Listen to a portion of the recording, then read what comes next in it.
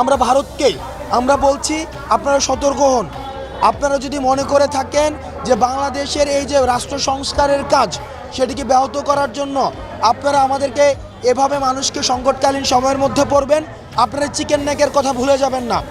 আমরা বিশ্বাস করি পারস্পরিক সম্পর্কের মধ্য দিয়ে, সহযোগিতামূলক সম্পর্কের মধ্য দিয়েই হচ্ছে উন্নয়ন সম্ভব, অগ্রগতি সম্ভব।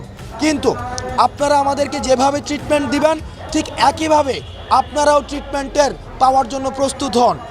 আমাদের সাবেক স্বরাষ্ট্রমন্ত্রী বলেছিলেন যে পিঠ দেখানোর সময় শেষ হয়ে গিয়েছে, এখন আমাদের বুক দেখানোর সময় এসছে। সুতরাং আমাদের অসম যে সম্পর্কটি ছিল সে অসম সম্পর্ক বিগত সরকার শুধুমাত্র ক্ষমতায় টিকে থাকার জন্য করেছে। আমরা সমতার যে সম্পর্কটি, এই সমতার সম্পর্কটি আমরা প্রতিষ্ঠা করতে চাই। সুতরাং ভারতের বর্তমান আমাদের সাথে যেই যে আচরণ করবে সেই আচরণ নির্ধারণ করবে ভারতের সাথে ভবিষ্যতে আমাদের কেমন আচরণ হবে।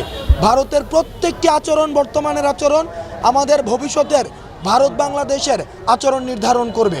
সেই জায়গা থেকে আমরা ভারতকে বলতে চাই আপনারা সহযোগিতামূলক সম্পর্ক রাখুন, প্রতিবেশী সুলভ সম্পর্ক রাখুন, এবং আপনারা যদি আমাদেরকে এভাবে সংকটকালীন সময়ের মধ্যে আপনারা ইচ্ছাকৃতভাবে ঠেলে ফেলে দেন সেটির প্রতি উত্তর বা সেটির যেই পাল্টা ব্যবস্থা সেটিও কিন্তু বাংলাদেশ গ্রহণ করবে।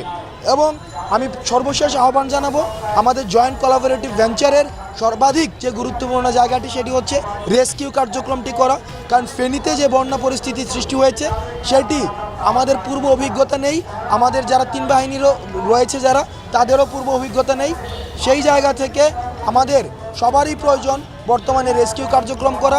ফেনী জেলা প্রশাসক, নোয়াখালী জেলা প্রশাসক কাছে আমাদের আহ্বান থাকবে আপনারা যেই জায়গাগুলোকে আপনারা আশ্রয়স্থল হিসেবে ঘোষণা করেছেন সেটিকে আপনারা মাইকে ঘোষণা করে দিন, যাতে করে যারা শহরমুখী হয়ে গিয়ে যেন তারা হচ্ছে আশ্রয়স্থলগুলোতে উঠতে পারে।